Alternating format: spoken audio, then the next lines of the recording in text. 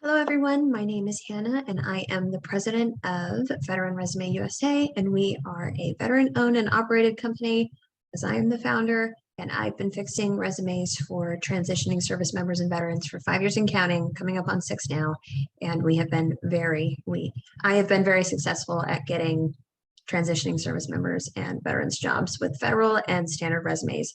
And we're not talking about just like any job, getting out of the military and working at Home Depot. We're talking about quality, high-paying employment with either 4 years in service or 20, it ranges, and we've done them all. So I wanted to talk to you a little bit about the structure of a federal resume because it is a tedious beast, is what I call it.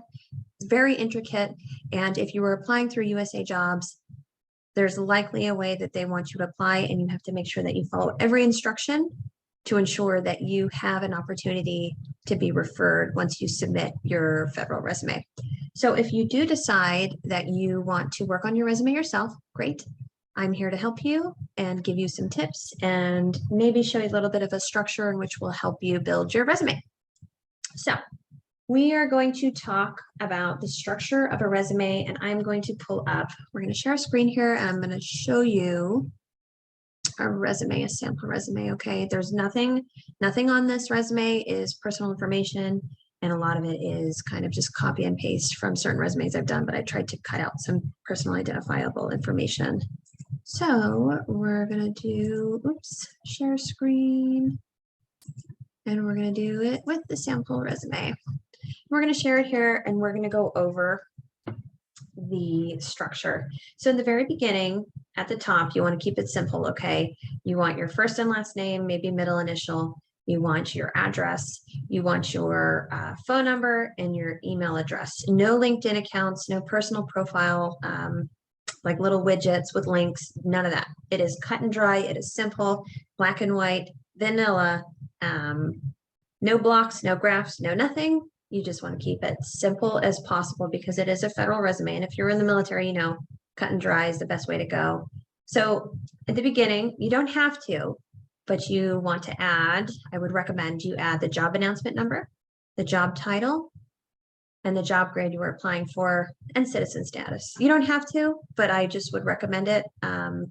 So it's easy for the hiring manager to see that you have all that information ready for them to look at right away.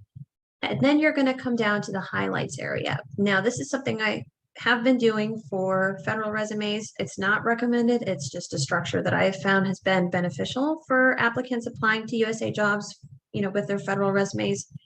And here, what we put is we put relevant skills and highlights that are pertinent to the job you're applying for while collectively highlighting your skills. So, if you're a veteran, you've got veterans preference. If you're bilingual, you can add that. If you've got certs, you can add that. And pretty much other skills that are maybe highlighted in the job that you can pull out to add to your resume as long as it's relevant to your work experience. And that's always great to have. I would not do over 10. And I usually just do this by entering a table and then just removing all the borders from it if you don't know how to do that. We also want to add experience, and mind you, the formatting, you want to keep it safe, no crazy fonts, no crazy colors. I would stick to Times New Roman, no font greater than 12, and don't overdo the italics or anything. I mean, just keep it short and sweet. And for the experience, you want to do the name of the position you're currently serving in, whatever unit, I guess unit if you're still active duty, or whatever department or organization you're working for, and the area, hours per week, and the date. Okay, this is really important because every USA job that I have looked at, job application or job posting that I've looked at for clients, they all recommend the date format, which is the month and the year. It is absolutely a must. You must have it or you're not going to pass the screener. So when it comes to your experience, you want to add at least a minimal of 5 relative skills that you want the employer to see that you're doing. And I want to make something very clear, is that you should never speak in first person when you're writing a resume. In my experience, I have never, ever, even for corporate resumes, written a resume, effective resume that was in the first person. It's just not it. You're not really telling a story. You're presenting a professional profile on your behalf without speaking in first person. It's kind of like if you were in college or university, you don't really write essays in first person. It's kind of like the same thing. It's just the standard overall professionalism that you're trying to aim for. But you want at least five important highlights of your job that you want to add in there, never in first person, never using the word I, and you want to have a presentation and an outcome. So you can say, conducted an annual physical inventory counts and bridged the inventory flux monthly. This resulted in. So I did this without saying the I, did this, and that resulted in that. And that might highlight your skills within that area. You don't have to, but again, just veer away from using the word I. You just want to say something, highlight a skill or task that you did. And if you did have any feedback, constructive feedback or recommendations that you use to highlight your performance in the workplace, you can use that, but just speak in a term that's going to be understandable. You conducted this, which resulted in that, or so much efficiency within the workplace, if that makes any sense. So you want a minimal of 5. I wouldn't go over 10 bullet points, depending on the extensiveness of your job, whether it's mid-level or senior level. It really just depends. And that's why I come in to help. If you're totally uncertain, I can help you. But again, I just copied and pasted all these to kind of just reiterate. But again, you want 5. You want to keep things short and sweet. And then you would only, I think for a majority of these USA jobs, I've seen some of them want 10 years of experience. And if you're prior military, you should probably add that in there as some of your experience. So you can kind of add some relevance to how you can relate that to your federal job if it is pertinent. And then let's skip through. And I don't know if you can see, I did highlight military experience separately just to kind of separate the civilian work versus, well, that's federal versus military, because that's always good to kind of notify.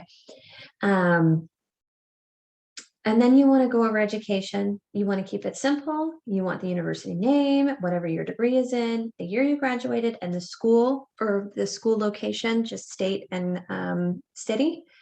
GPA, you don't really have to add it if you want to. I don't think, I've only done it for a couple. I've had successful resumes with and without it. So it doesn't really matter. It's up to you on what you're wanting to show off.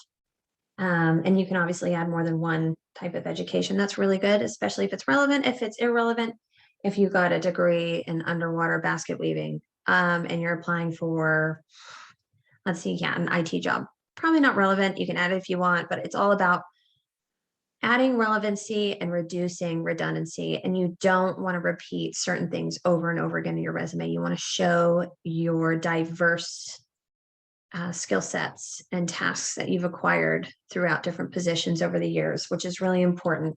And then you want to add certifications. You would use the name of the certifications, the name of the issuing organization, certificate number, if you have one, and the date it was issued. Keep it simple. Make sure you're using commas and periods, and it looks methodical. Every single one looks the same. And you want, structure with whatever section you're working on, whether it be in the experience or in the education sector, and as well as the certificates and awards. And the same thing goes for the awards as well. You want the name of the award, the organization that issued the award, and the date received. And again, keep it methodical, keep everything the same with the commas and the dashes and the periods. And really, for my opinion, I would just recommend that you go through and have extensive attention to detail. And that's why I do what I do, because I know what to look for. I know what information is relevant. I know what is not. I know what to add in there compared to the job postings. And I know where little things matter. The dates matter.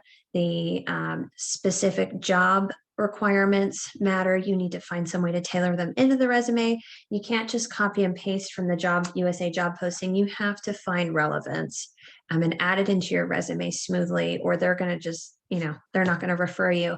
And then the most important thing that I have to tell you about USA Jobs, which is pretty much the #1 federal job applicant site, is to really, really, really pay attention to the instructions on the job posting.